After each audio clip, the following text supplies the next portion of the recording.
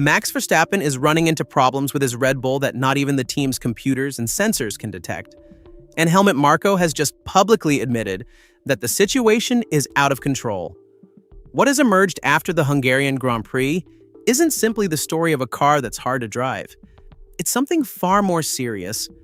The four-time world champion is driving a car that's destroying itself while he's at the wheel, and his team has no idea how to stop it. Laurent Mekies confirmed it with words that made the entire paddock tremble.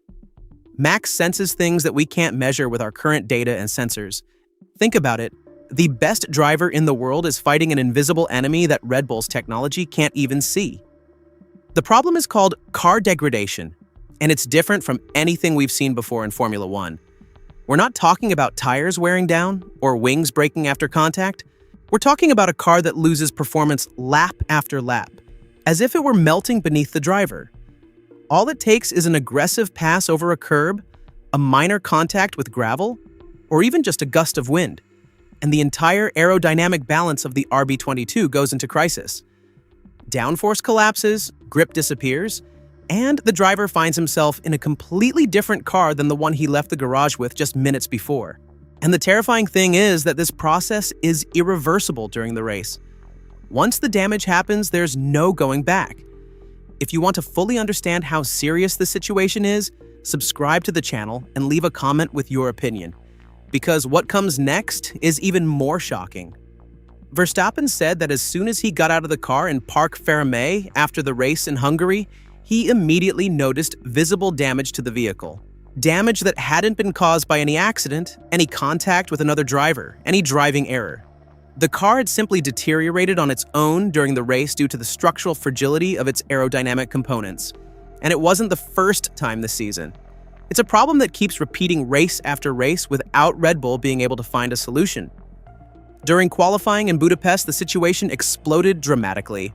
Verstappen radioed his race engineer Gianpiero Lambiase to say the car was completely destroyed aerodynamically and that it kept getting worse lap after lap. He said it with an anger we've rarely heard from a driver of his caliber.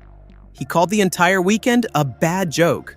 Then he spun out at the final corner during his last attempt in Q3, but even without that, he said improving his time would have been practically impossible because the car had lost the rear completely without warning. The team replaced a damaged floor edge component under Parc Fermé rules with FIA approval, but the problems didn't disappear for Sunday's race. Verstappen described the Hungarian Grand Prix as one of the most difficult experiences of the entire season in terms of driving feel. He said he had to manage the balance corner by corner, constantly adapting to behavior that changed in every section of the track. And despite everything, he managed to finish second, with the fourth fastest car on the grid. His reaction after the race says it all. He said he was shocked to find himself on the podium and didn't understand how it was possible. Hit like now if you want to keep receiving these analyses that reveal what's really happening inside Red Bull. But the most worrying statement for Red Bull's future came from Mekies during an interview with the Dutch newspaper De Telegraaf. The team principal admitted that Verstappen possesses such extraordinary sensitivity behind the wheel that it allows him to spot problems in the car that no sensor and no data analysis system is able to detect. He gave a concrete example. Early in the season, Verstappen felt there was a problem with the steering rack, but the data showed nothing unusual. The engineers saw nothing, but Verstappen insisted. And in the end, the problem was found and fixed thanks solely to the driver's sensitivity. This means Red Bull depends on Verstappen's sixth sense to uncover defects that their own technology isn't able to identify. It's a paradoxical situation.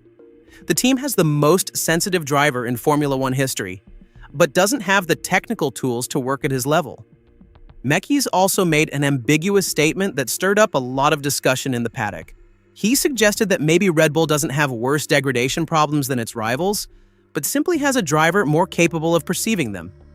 In other words, according to Mekies, all the teams could have the same problem, but don't know it, because their drivers aren't sensitive enough to notice it. It's a fascinating theory, but also a dangerous one, because it implies that Red Bull doesn't consider degradation an exclusive problem that needs urgent solving. And then Helmut Marko came along and poured fuel on the fire with a statement that chilled Red Bull fans all over the world.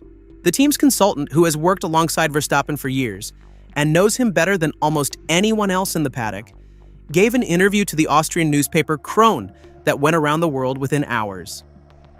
Marko said clearly that Red Bull isn't consistently fast this season and that things don't seem to be going entirely well between Max and the team's engineers.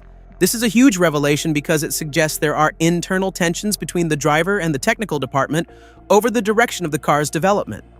Marko added that the competition from McLaren and Ferrari is extremely strong, that the car is too unstable to compete consistently, and that the situation is very different from last season. And then he ended with a sentence that landed like a bomb in the paddock.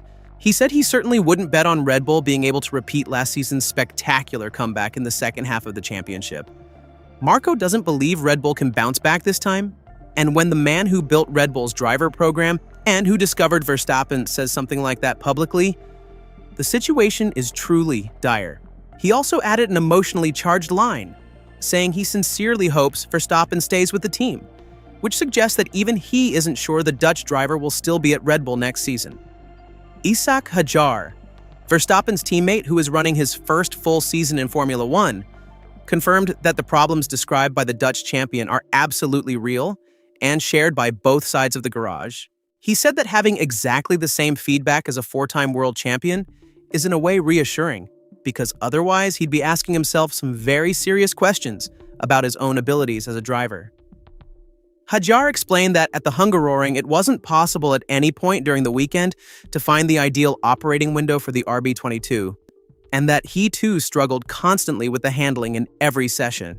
He also pointed out that how close his qualifying times were to Verstappen shows just how limiting the car is for both of them. Technical director Pierre Vacha indicated that the problem to eliminate is mid-corner understeer, and Hadjar agreed, saying that entry corner stability needs to be fixed before anything else can be improved. And to close out the picture, Verstappen sent a harsh message to the entire Red Bull structure with a line that went viral around the world within hours. He said Red Bull isn't there to make TikTok videos and have fun. They're there to win, period. There's no other goal. It's a direct and brutal message. Enough with the distractions, enough with the public relations, enough with the marketing and the appearances. The absolute priority must be engineering and pure on-track performance and nothing else. 3 podiums in a season aren't enough and never will be enough for a driver used to dominating and winning world championships. The next race will be at Zandvoort, Verstappen's home track, and it could be the last Dutch Grand Prix for the foreseeable future. Red Bull will only have 2 effective weeks of work during the break because regulations require a mandatory 14-day consecutive factory shutdown. If the team doesn't bring concrete, measurable solutions after this limited period, that home weekend risks turning into the definitive reckoning between the strongest champion in the world and his team in total crisis.